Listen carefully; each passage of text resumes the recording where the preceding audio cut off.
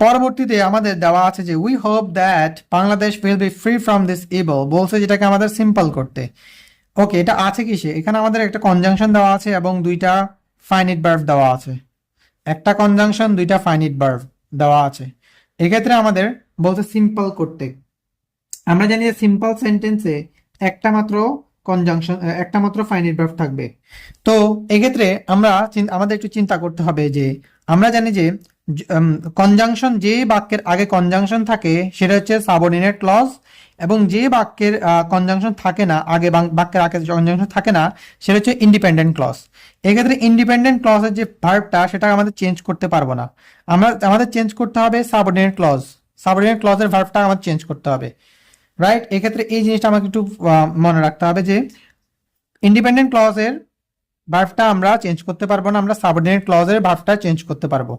অর্থাৎ subordinate finite ভার্বটা আমাকে non finite বানাইতে হবে, তাহলে আমাদের একটা ফাইনিট ভার্ব হবে।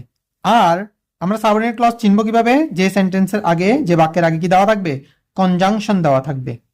ওকে, তো এক্ষেত্রে আমরা এটা কিভাবে লিখতে পারি? তাহলে যেহেতু আমরা এটা পরিবর্তন করতে পারবো, এটা যা আছে তা লিখতে হবে। We hope, we hope, we hope for Bangladesh,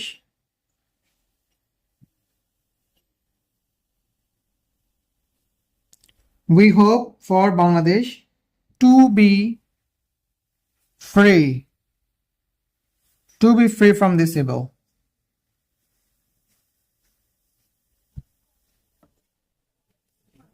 এক্ষেত্রে আমরা উইল বি ফ্রি কে আমরা উইল বি ফ্রি যে ভার্বটা ছিল, অর্থাৎ সেটাকে আমরা নন ফাইনাইট করে ফেলেছি, ইনফিনিটিভ করে ফেলেছি টু বি দিয়ে, right?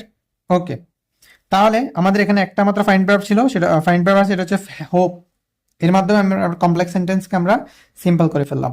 We hope that Bangladesh will be free from this evil, এটাকে যদি আমরা সিম্পল করি তাহলে we hope for Bangladesh to be free from this evil, right? Okay.